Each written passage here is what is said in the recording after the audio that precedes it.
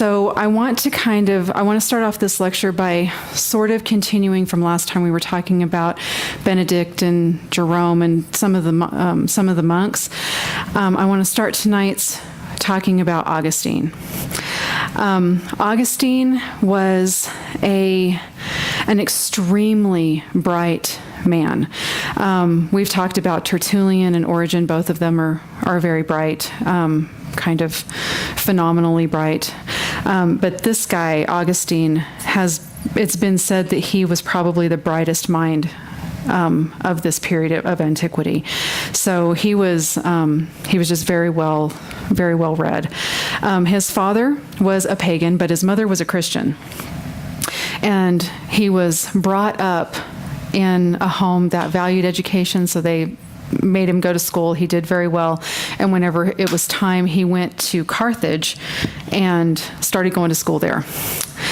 Well, when he got there, he went a little bit crazy. He started doing some things he shouldn't be doing. He just sort of let himself go and started partying pretty good. And he met a young woman. He moved in with her.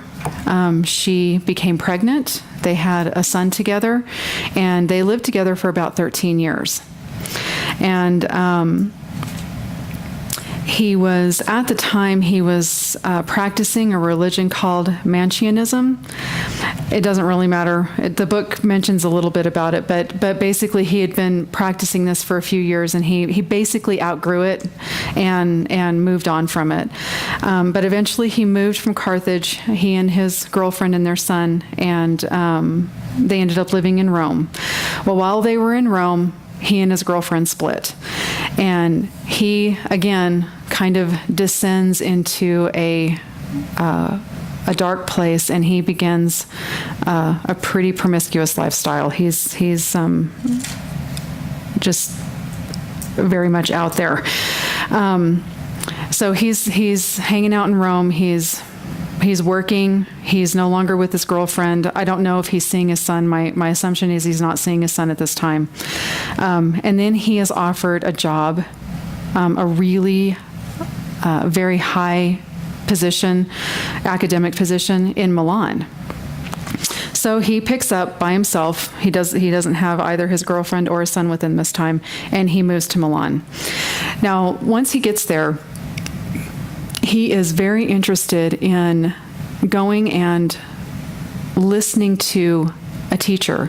It's the Bishop of Milan. His name is Ambrose.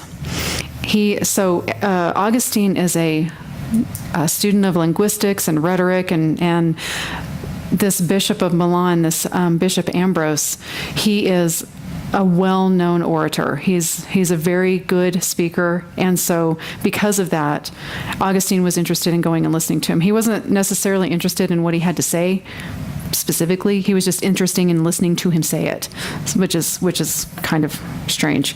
But anyway, to understand a little bit about Ambrose, I want to go back to chapter 9 for a few minutes, and I want to talk about a man named Theodosius. Theodosius was a man who he had a couple of things that were unique to him. So remember, the Roman Empire was united until Diocletian, and then Constantine came along, and after he had the battle with his brother-in-law, he sort of reunited it. Well, it ends up getting split again. But Theodosius is the last emperor to reign over the empire as a whole without it being divided. And he also is the first emperor to introduce Christianity as the official imperial religion. Now, Constantine made Christianity legal, but he didn't mandate it. Theodosius actually mandated it. And if you go back to chapter 9, on pages 102 and 103, part of his official edict is in there. And it says, I just want to read this one part to you. It says, "It is our will that all the peoples we rule shall practice that religion which the divine Peter the Apostle transmitted to the Romans. We shall believe in the single deity of the Father, the Son, and the Holy Spirit, under the concept of equal majesty, and of the Holy Trinity. We command that those persons who follow this rule shall embrace the name of Catholic Christian.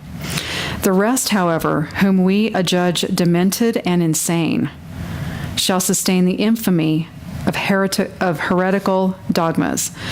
Their meeting places shall not receive the name of church, and they shall be smitten first by the divine vengeance, and secondly by the retribution of our own initiative, which we shall assume in accordance with divine judgment. So you're basically crazy if you're not a Christian.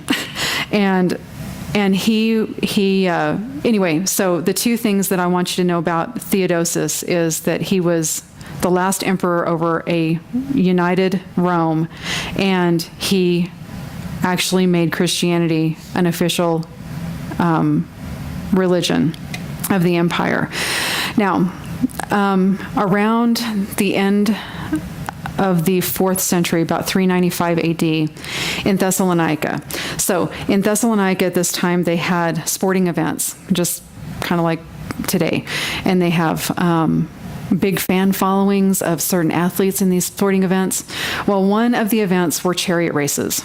And there were very serious fans for these races. And it just so happened that at this time, the Granddaddy race was about to happen, sort of like the Super Bowl event was about to happen, this big chariot race.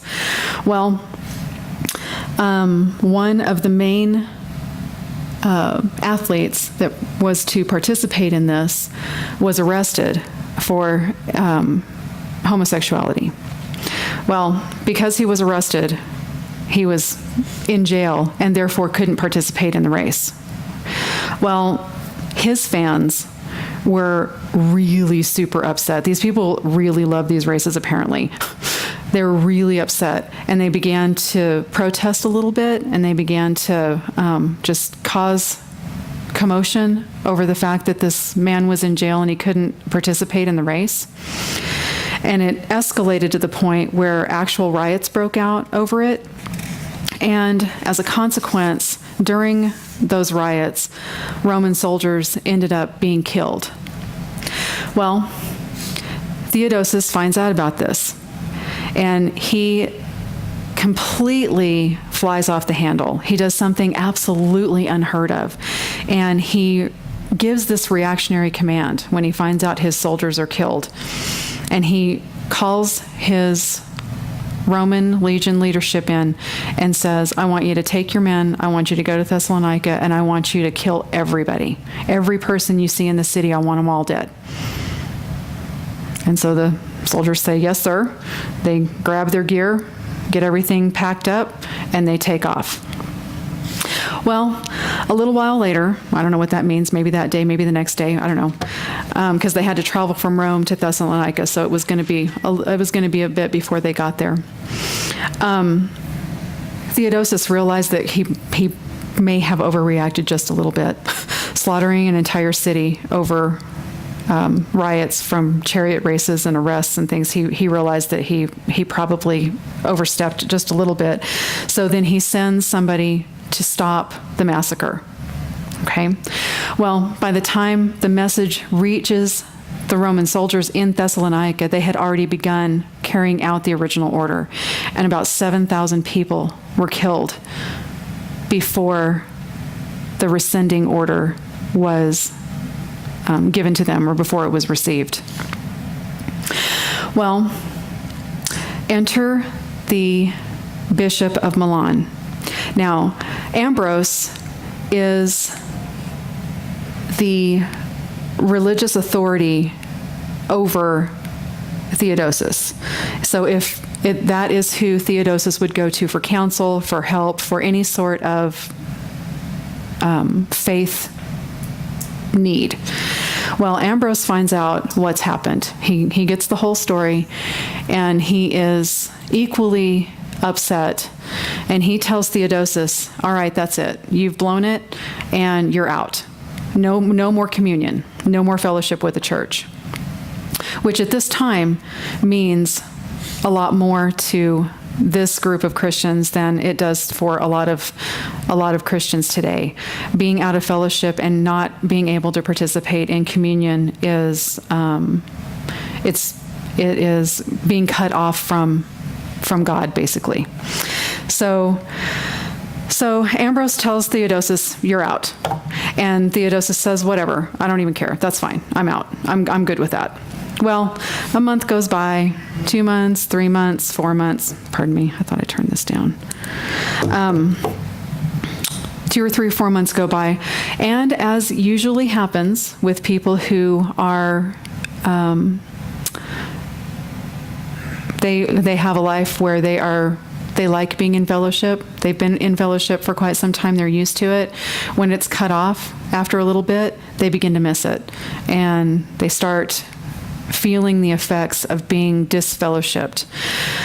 Well, he starts feeling heavy. Theodosius starts missing this fellowship and wanting to enter the church again. Well, 5, 6, 7 more months go, or 7 months go by, and in the 8th month, he breaks down. Theodosius breaks down. He goes to Ambrose and he says, "All right, I'm sorry. Please forgive me, and please allow me to be back in fellowship and to take communion again." Well, Ambrose, he doesn't immediately restore him. He listens to him and he says, "Okay, well, I hear you, but no." I guess maybe he wasn't sure that he meant it. Maybe he thought there was an ulterior motive. I don't know what he thought. But he didn't grant it. He just said, "Okay, well, no." So then Theodosius takes the next step and he publicly proclaims his wish to go back into fellowship. In front of all the people, he apologizes and asks for forgiveness and asks to be able to take communion again. Well, Ambrose still doesn't let him back in right away. So over and over again, Theodosius finds himself, now I don't know that they're all public, but over and over again, Theodosius finds himself in front of Ambrose begging for forgiveness. Well, eventually Ambrose does forgive him and allow him back into the church and allow him to be in fellowship and take communion again. But what's interesting is this was the very first time that we know of, at least. It's the first time that an imperial leader has subjected himself willingly and come under the authority of a religious leader, and in this case, a Christian leader. So it's very interesting. He made himself subservient to Bishop Ambrose, and it made quite a statement. So Theodosius, like I said, he was a person who mandated Christianity, and he basically put out an edict that said, everyone is going to be a Christian. There's not an option. This is going to be the imperial religion. And not only that, but if you don't convert, if you don't become a Christian, the government's going to come after you. You're going to die. So it's very interesting because it wasn't too long ago that we were talking about pagans persecuting Christians for being Christians and killing them, throwing them into hiding, torturing them. And now, not even 100 years, or maybe about 100 years later, we've got Christians who are persecuting pagans for not being Christians. So it's just crazy. And it all boils down to, on some level, it boils down to this absolute power that imperialism has, and whoever has that power has the authority to use it how they wish. And so 100 years previous to this, they were using it to kill people for being Christians, and now they're using that very same power to kill people for not being Christians, and it just doesn't make any sense. It's totally crazy. But that's what was happening. So that's a little bit about Theodosius and a little bit about Ambrose.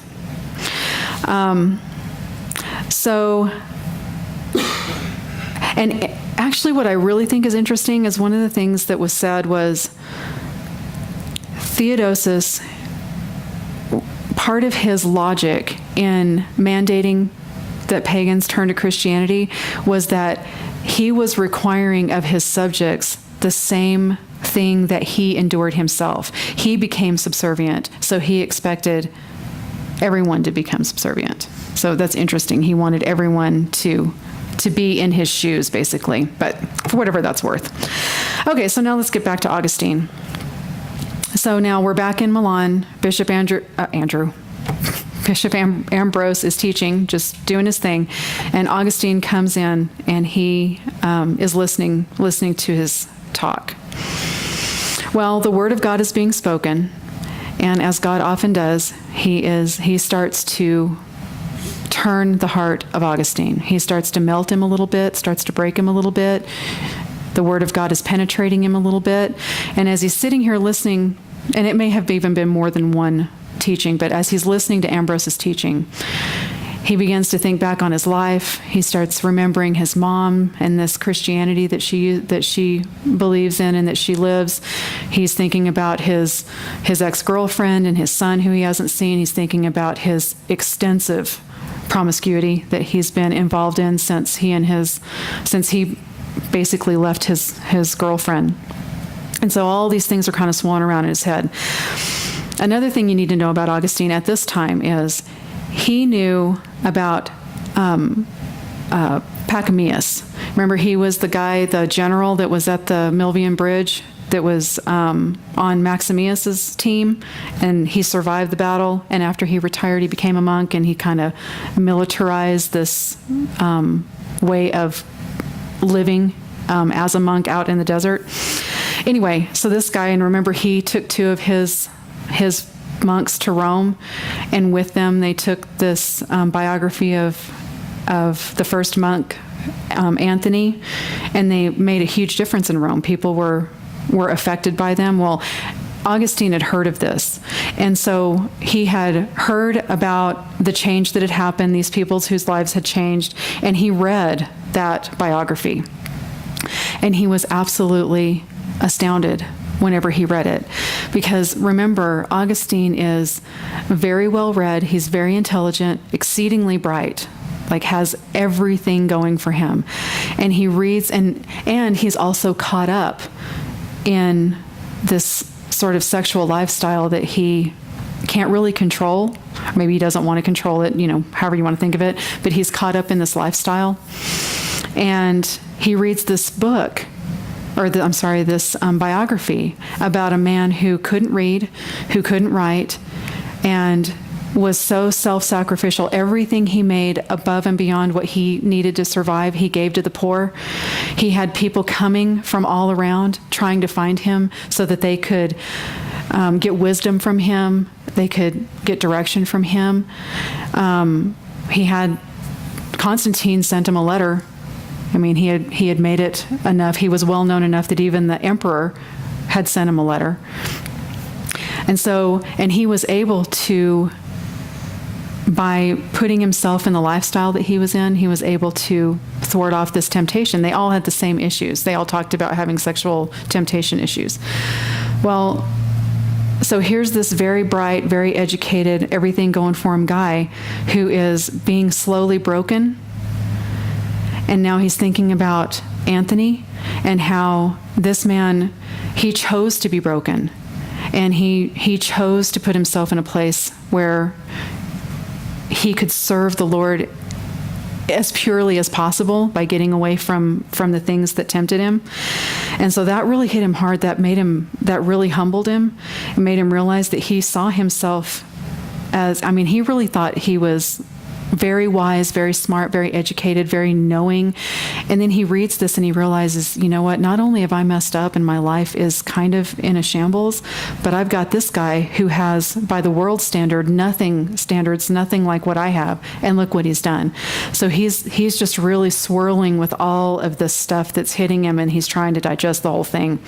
Well, all this stuff is rolling around in his head, and he's trying to figure it out. Well, he takes a walk one night, and God is just so funny.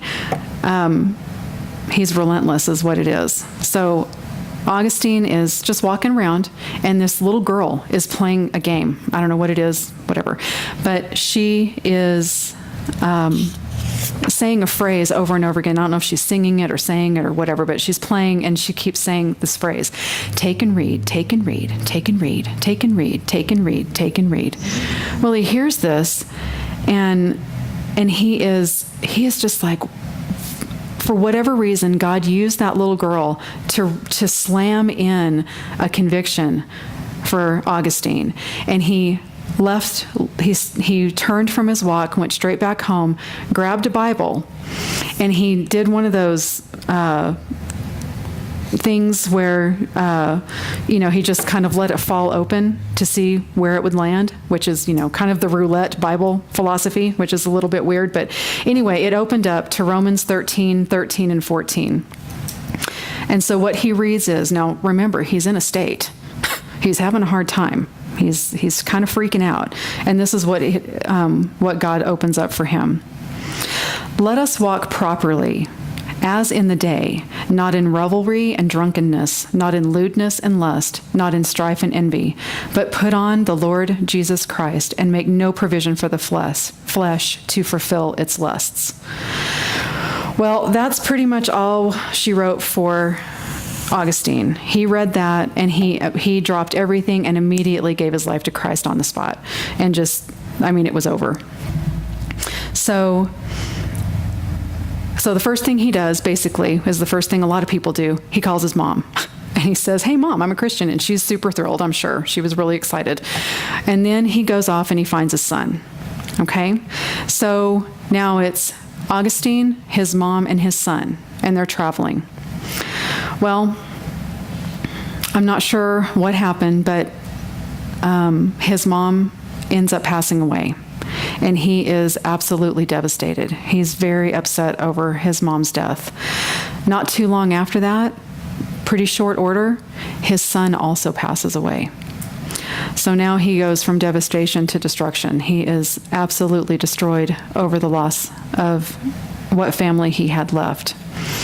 So now he's, again, going through this time of trying to digest and figure out what to do with himself.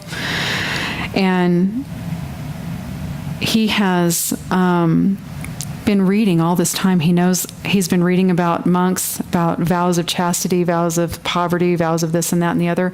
And he decides, you know what, that's it. My lifestyle, this is over. I'm taking a vow of chastity, and I am throwing myself into the study of the Word of God. I'm going to study the Word of God. That's what I'm going to do with the rest of my life, right? So that's what he does. He takes a vow of chastity, and he just throws all of his resources, his intellectual resources, into the study of the Word of God. Well, he eventually ends up in a north town called Hippo, like the animal, Hippo.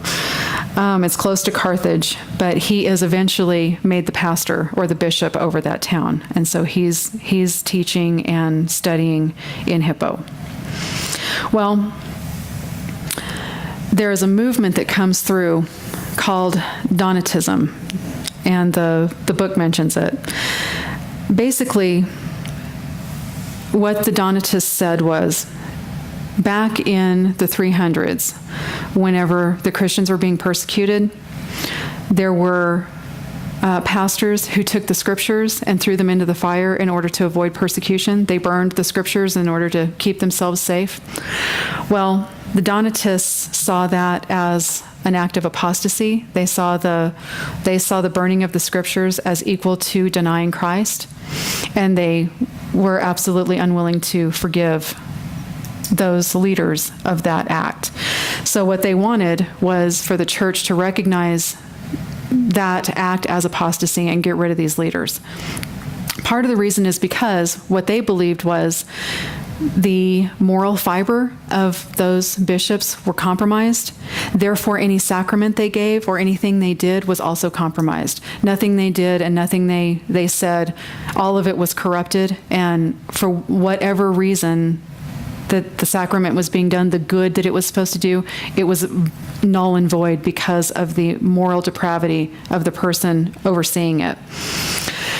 So they believed so much that this was unforgivable, and the church wasn't moving on it, I guess, quick enough for them. So they actually broke off and they kind of made their own little church, and they called it the Pure Church.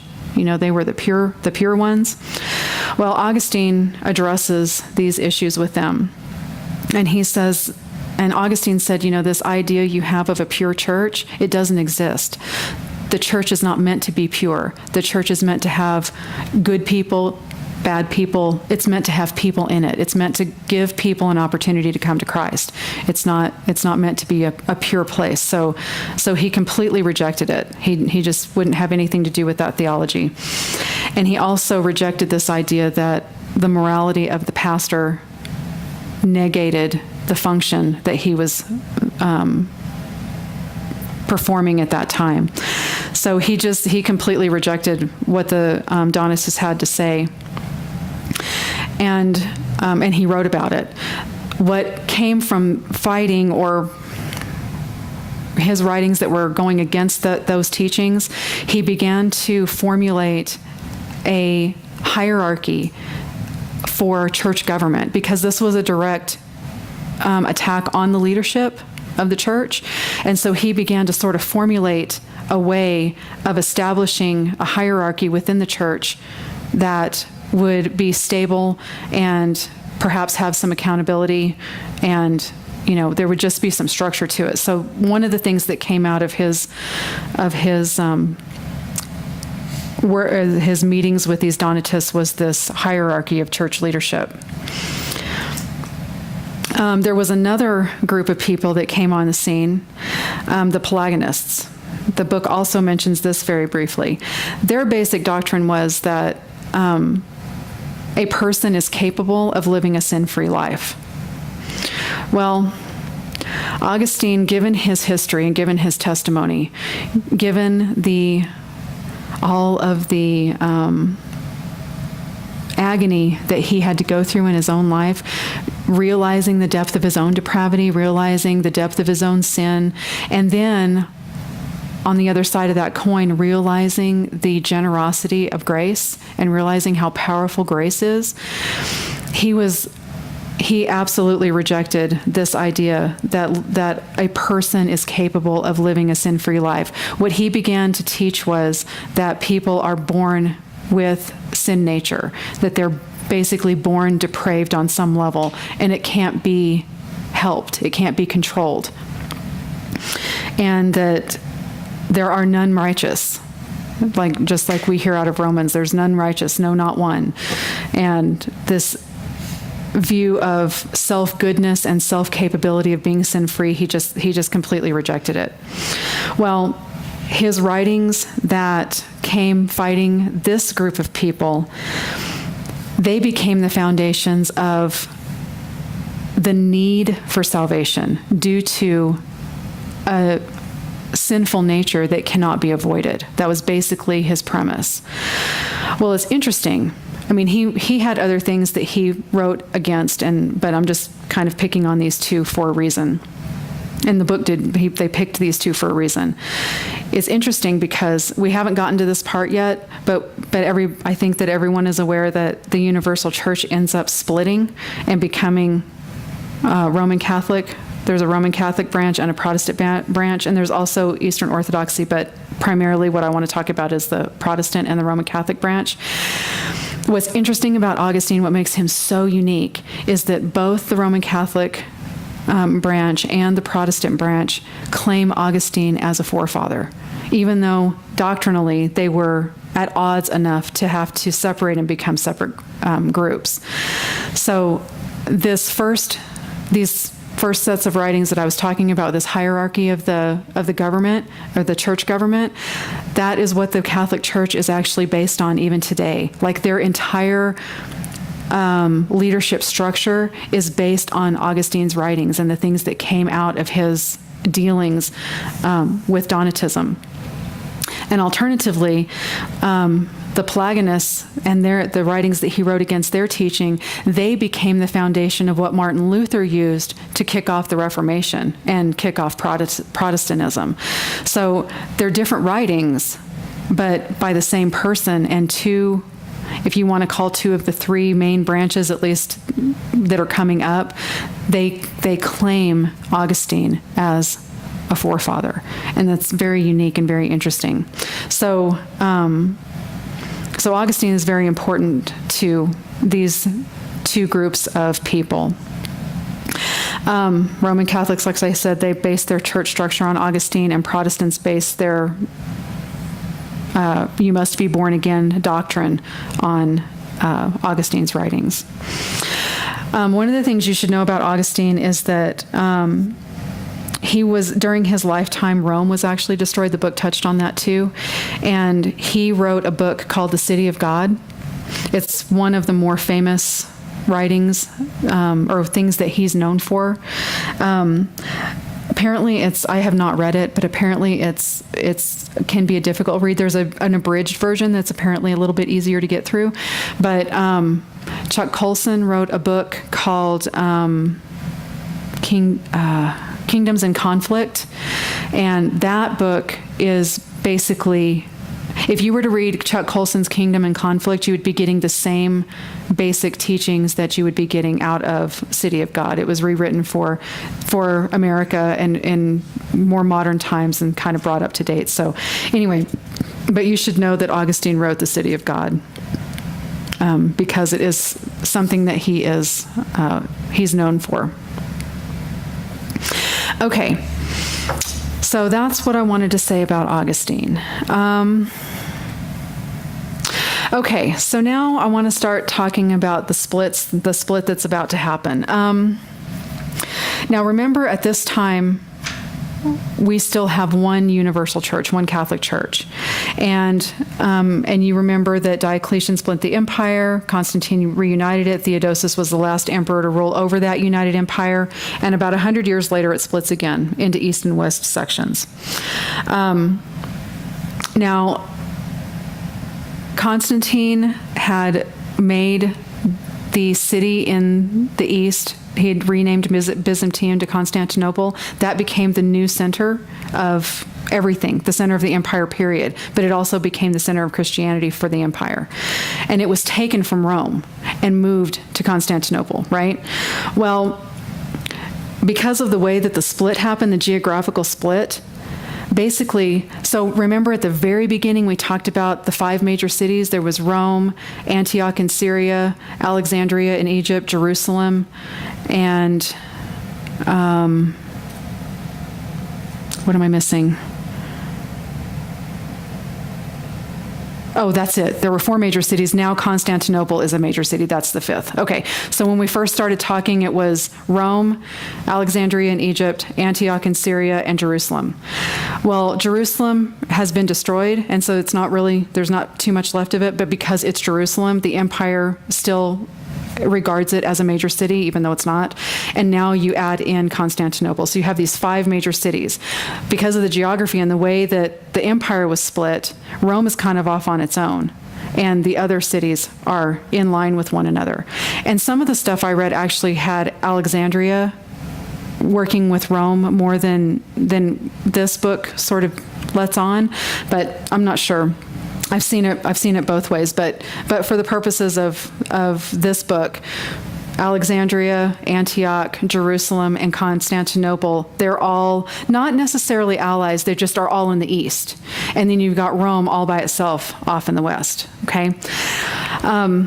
So whenever the center was moved from Rome didn't like it very much. They had the Bishop of Rome. He was the bishop over the capital of the empire, and overnight he became just the pastor of old Rome. And alternatively, this pastor in Constantinople, he started out being just some, bishop in some town called Byzantium, and overnight he became the bishop over the capital of the empire. So a major power shift, right? Well, the pastors of these churches, especially these big churches, but all the churches, the pastors were called fathers, they were called the leaders, they were called the bishops, they were called the papas. And so that word papa kind of stuck. And so a lot of the bishops were called papa by their congregants. As time went on, it was really the major cities where the bishops were called papa, and the smaller cities they took other names like bishop and pastor and whatever. But this word papa is important because it is descriptive, or it implies a great deal of authority. Okay. So basically, at this time, when the split begins to happen and these geographically, these cities sort of split away from each other. You've got one papa in the west, and you've got 5 or 4 in the east, right? So 5 total. Well, because the center of Christianity was moved to Constantinople, everything was happening up there. So all of the councils, like the Nicene Council, all that stuff happened around Constantinople. It was on the outskirts, but around that city. Anytime there was any sort of council, any sort of meeting, any sort of event, it was always people coming into Constantinople. Rome was just old Rome, and now we had new Rome. Well, the Papa, or the bishop in Rome, he basically refused to participate in any of these other councils, or some of the councils as they were being called. And what he would do is just send representatives and say, I'm not going. You just go listen and come back and tell me what they said, right?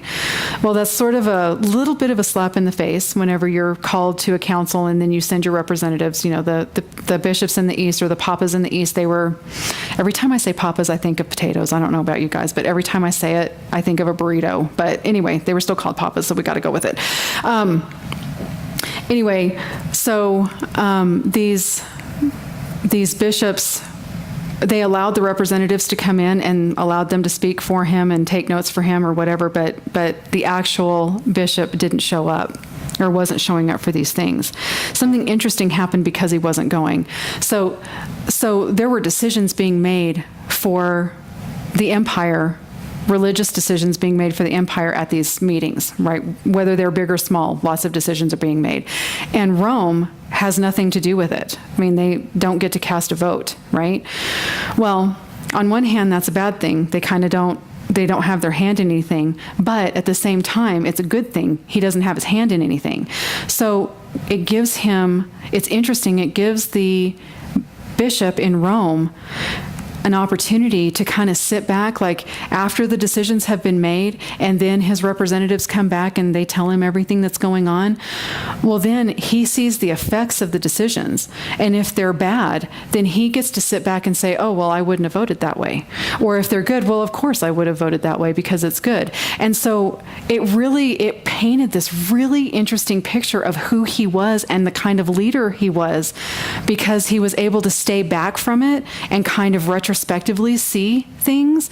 And so the people thought, man, he is together. He totally knows what he's doing. He's a great leader. He understands all of these things that we don't understand. And so it gave him kind of an edge with his people. And it's just interesting the way it worked. Let's see. All right.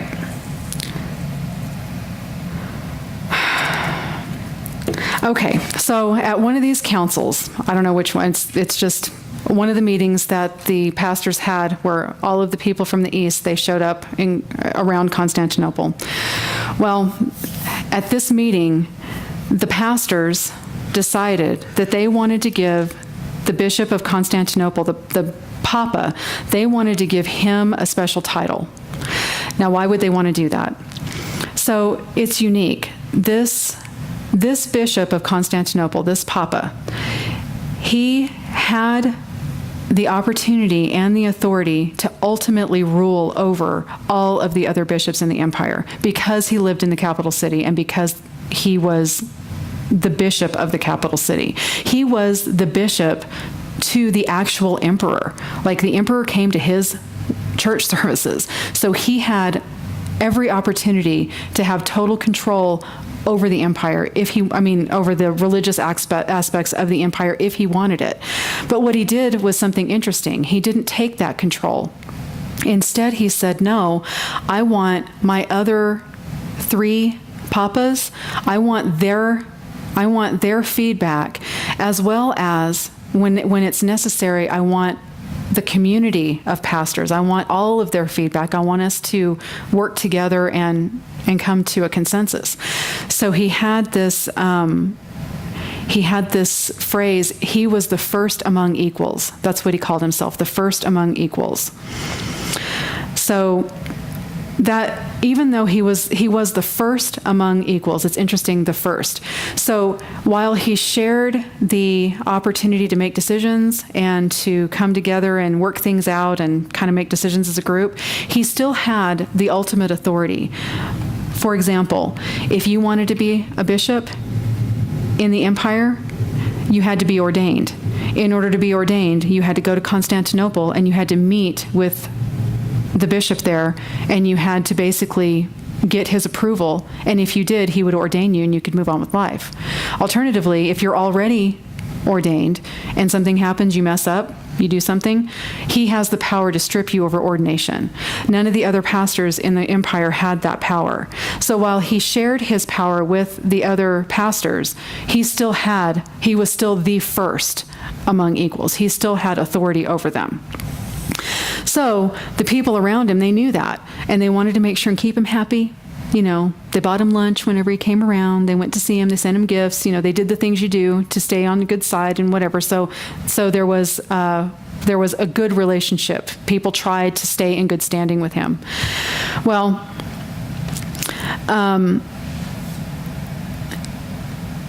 at one of the meetings, they got together, and the pastors, not the Papa, not the big guy, not Constantinople's bishop, but the others, they decided they wanted to give him a proper title, something besides Papa. They wanted to give him an appropriate title for for what he was doing, how he was running things. So they wanted to call him, they wanted to use the term Catholic because it meant universal, but because it was kind of already taken, and there seems to be so much animosity coming between Rome and the other, the East and the West, Rome and the East, they decided not to go with Catholic, and they thought, well, we won't call him the Papa, we won't call him the Catholic Papa, we'll call him a patriarch. We're going to call him a patriarch. So they decided patriarch was the right term. But that wasn't quite grand enough. They really wanted to give him a title of honor, and so they finally decided on his title would be the Ecumenical Patriarch. And to this day, in Eastern Orthodoxy, the head Papa is called the Ecumenical Patriarch. So this first among equals, whoever it was that was living in the city or had the position of this first among equals, he was, after this one's meeting, he was known as the Ecumenical Patriarch. Well, Rome hears about it. Of course, you know, the people go back and they tell him, oh yeah, they've given him a title. And so Rome says, psh, they don't recognize the title. They're not going to call him that. They just don't have any, they don't believe he has any authority to have that title or to have anything like that. So, and not only that, but Rome was saying, you know, not only am I not going to recognize Ecumenical Patriarch as a title, I am the Papa over the empire. Just because the city changed, I have the history I have imperial history, I have religious history, I have everything behind me. I am the true Papa of the empire, regardless of where the capital city is. So there was already some tension, but this changing of titles, it starts to build tensions between the East and the West. Well,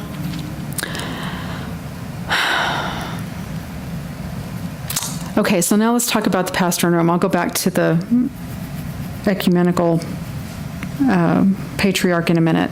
So, like I said, this pastor in Rome, whoever it was, this pastor in Rome, he was relying on this imperial tradition and this history. He did not, by any means, want to be the first among equals. In Rome's eyes, Rome was the capital. He was in charge. There was no sharing of power. So Rome had a very different idea than Constantinople did as far as how to distribute power, how to make decisions, how to include or disclude. Rome was completely the opposite. So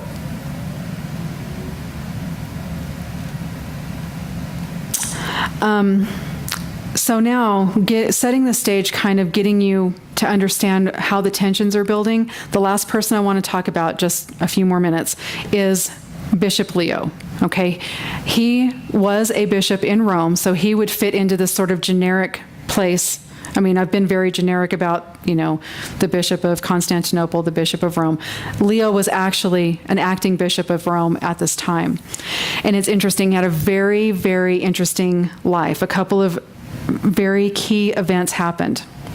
When he was younger, he was the bishop, and when he was younger, Attila the Hun was coming across the empire and was taking everybody out. Well, before they got to Rome, his troops were getting really tired. They were running out of food. They were hurt. They were getting sick. They were starting to revolt against him, some mutiny going on. Things were just kind of falling apart in his own ranks. So he gets to Rome, and there's no emperor. There are no imperial troops. There's nothing. There's only Leo, and he's the leader, right? So he goes out and he meets Attila the Hun. I just can't even imagine. He goes out and meets this warrior that is destroying everybody in his path. And he basically says, please don't destroy Rome. I mean, it's Rome. Like, it's an imperial city. Look at the history. You can't destroy the city, And so he basically begs him, please don't come in and destroy the city. Well, he doesn't know that Attila's forces are turning on him. People are sick. They're tired of fighting. They're over it. And so, surprisingly, because of the state of things, he actually agrees, and he says, "Okay, we're not going to attack the city. We're just gonna go home. We're gonna stop here. We're leaving." And so, I mean, I see it as a cartoon in my head. This pastor goes out, and there's all these people standing there, and they're tired and they're sick and they're mad and angry, and then the leader comes out and he says, please don't take us, and he's like, okay, and then just turns around and walks away, and then you can just see Leo going, what just happened? Okay, I'll take it. I'll take it. So anyway, so Attila goes, the city is not destroyed, Leo goes back in, and the people are thrilled. Leo is the big hero of the day. Everybody's excited, right? Well, at the end of his life, something similar happened to him again. And the Vandals came in, and they got to the city walls, and they were threatening to come through. So again, no emperor, no imperial troops. I mean, it's not like the advance was unknown, and still there was nobody from the empire that was sent down to help him. So Leo's by himself again. So again, he goes out and he meets with the leader, and he says, please don't destroy Rome. It's Rome, And so this guy's not quite so, he's not having the same luck. And so he says, well, all right, we won't destroy the city, but we're going to go in and we're going to loot for 14 days. We're going to go in and do what we want to do with it for 14 days, but we will not destroy the city. And so, I guess that's a fair deal. So the Vandals come in. That's where we get the word vandalize. They come and they vandalize the city for 2 weeks. They loot, and they do destroy some things.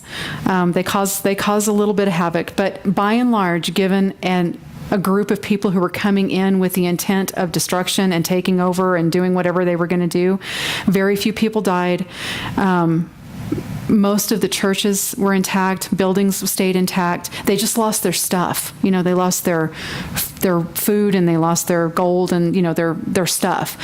So again, Leo is the hero for the second time, and he is the people, especially those people that have been with him through his lifetime, that were there when Attila the Hun came, and then at the end of his life, or getting closer to the end of Leo's life, when the Vandals came, they lived through their pastor having the courage and the fortitude without the backing of the emperor or his military to go out and face by himself on 2 occasions these forces that were attacking, and actually saving the city both times.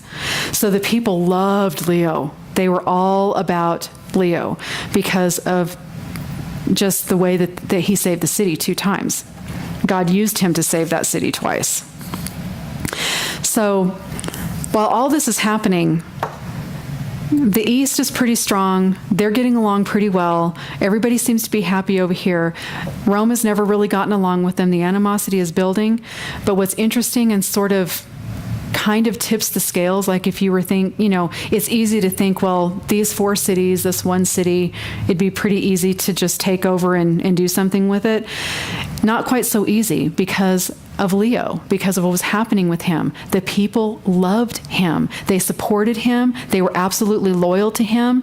And quite frankly, if it came down to it and they had to make a decision between the emperor who didn't come to help them and the bishop or the pastor or the papa that did help them, they're going to go with the person that backed them, right? So the people are extremely loyal to him.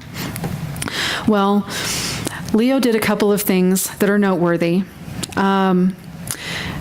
During his time as the bishop in Rome, he is, for the first time, he lays claim. So you've got the eastern side of the empire that has the city. They have the emperor living in that city. They have the center. They have the trade happening. All the pastoral conferences happen there. They sort of have everything happening, and Rome is being left out. And so Rome doesn't really have a leg to stand on, not really. I mean, they have their imperial history, they have their, they have all of this tradition that they can back up, that they can use to show their importance or to keep their feet under them. And then now they have the people support, but really they don't have something like the emperor of the entire empire living on their side. Right? They just don't have as much. So Leo, for the first time, takes that passage in Matthew where Jesus says, Peter, on you I will build, on this rock, Peter, I will build my church. Leo, for the first time, uses that scripture to lay claim to Peter being the center or the foundation of the church, and because he was killed and buried in Rome being the center for the church. So he lays, and the phrase that is used a lot is laying claim to Peter. So Leo claims Peter for the first time as justifying Rome being the center of the empire as far as Christian authority. He also proclaimed himself, like he didn't have a council that was going to give him a title like ecumenical patriarch. So he gave himself a title. And it eventually ends up becoming pope, but he takes the title of Pontifex Maximus, which is an old heathen title, but it basically is the high priest of religion throughout the empire. He self-proclaims to be this and gives himself this title. So now in the East, you've got this council who has decided that the bishop in Constantinople is the ecumenical patriarch, and you've got Rome, backed by basically everybody in the West. You've got Rome with their pastor's self-proclaimed title of Pontifex Maximus, and the tensions are just rising and rising and rising between the East and the West. And the tensions are going to get worse, and things are going to get worse. The split that happens as the outcome of all this stress is something that is never able to be mended. It's never able to be repaired. So it's a very serious thing. So that's all I want to say about Leo. And actually, that's it. I just wanted to introduce Augustine. He's very important. He's important because he's foundational to both the Roman Catholic Church and the Protestant Church. He's foundational for his writing The City of God. Leo does a couple of things, claiming Peter and self-proclaiming this high priest of religion for the empire. But the people love him. He's got a lot of backing. So